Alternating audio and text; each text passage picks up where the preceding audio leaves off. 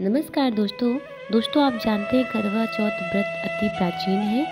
यह व्रत पार्वती जी ने शिव जी के लिए रखा था, द्रौपदी ने अपने पांडवों के लिए और करवा माता ने अपने पति के लिए रखा था। तो करवा चौथ की बहुत बड़ी महान मान्यता है। ये कार्तिक मास की चौथ को रखा जाता है और इसमें जो आवश्यक सामग्री है उसमें मिट्टी का करवा, आटे का दीपक, कलश, छलनी, फूल, अक्षत, कुमकुम और मिठाई विशेषकर होते हैं। और उसकी अतिरिक्त सामग्री होती है, 2 करवे होते हैं, एक पीतल का होता है और एक मिट्टी का होता है। पीतल का करवा दोस्तों माता पार्वती का होता है और जो मिट्टी का करवा होता है वो सुहागिन स्त्रियों का होता है। जो पीतल का करवा होता है उसमें हम व्यंजन रखते हैं और जो मिट्टी का करवा होता है उसमें जल, चांदी का सिक्का और हल्दी की गांठ और धूप रखते हैं। और जो कांस की सीख होती है उसको भी उसमें जो टोटी होती है उसमें 5, 7, 4 सीख आप रख सकते हैं।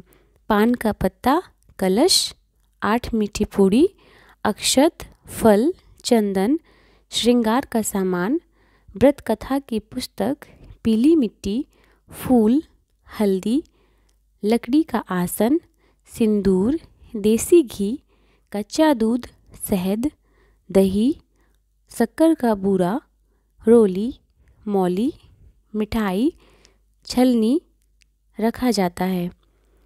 दोस्तों अब चलिए हम चलते हैं इनकी प्रोसेस की ओर। तो करवा चौथ का व्रत शुरू करने से पहले आपको सबसे पहले सरगी उठकर खाना चाहिए और सरगी खाने के बाद आपको थोड़ा सा सोना होता है, इसलिए आपको सरगी 4 से 5 के बीच में खा लेनी चाहिए। फिर आपको थोड़ा सा आराम करके फिर उठकर नहाकर आपको ब्रह्म मुहूर्त में ही भगवान जी का पूजन करना चाहिए, मंदिर को साफ सुथरा करना चाहिए और सभी देवी देवताओं की पूजन करना चाहिए। फिर आपको संकल्प लेना चाहिए कि आप व्रत किस तरह रख रहे हैं। अगर आप प्रेगनेंसी में हैं तो आपको निर्जल व्रत नहीं रखना चाहिए, आपको फल फूल खाकर व्रत रहना चाहिए। और अगर आपका पीरियड आ गया है तो आप व्रत पूर्ण कीजिए, आप व्रत जैसे रखती थी वैसे ही रखिए, बस आप सामग्री को स्पर्श नहीं कीजिए। किसी सुहागिन स्त्री से आप माँ को भेंट कर सकती हैं। और फिर आपको संध्या काल में करवा चौथ का पूजन करके आपको कथा का पाठ करना चाहिए। फिर चंद्रमा का दर्शन करने के बाद आपको पति को छलनी से आटे का दिया के साथ में रखकर देखना चाहिए और उसके बाद आरती करके पति के हाथ से जल को ग्रहण करना चाहिए।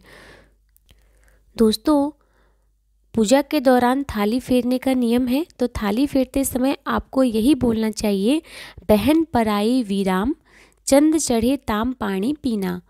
बहन पराई वीराम, चंद चढ़े ताम पानी पीना। बहन पराई वीराम, चंद चढ़े ताम पानी पीना। आपको इस तरह बोल के आपको थाली फेरना चाहिए या करवा बदलना चाहिए। तो चंद्रमा का अर्घ कैसे दें? अब चंद्रमा को अर्घ देने के लिए करवा चौथ के दिन संध्या के समय कथा का पाठ करने के बाद में कलश में चांदी का सिक्का और अक्षर डालकर चंद्रमा को कांस की सीख के साथ में इस मंत्र का जप करके ओम सोमाय नमः, ओम सोमाय नमः, ओम सोमाय नमः कह के अर्घ देना चाहिए।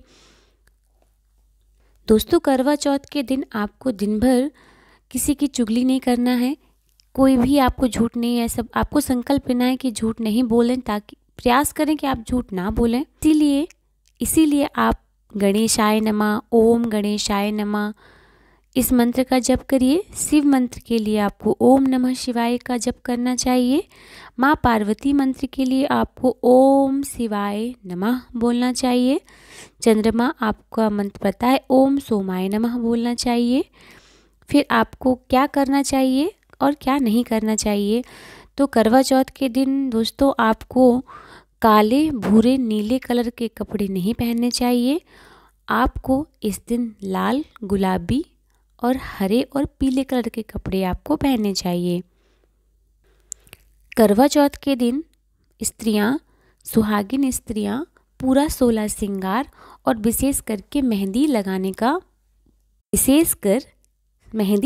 का विशेष नियम है, तो आपको भी मेहंदी ज़रूर लगानी चाहिए।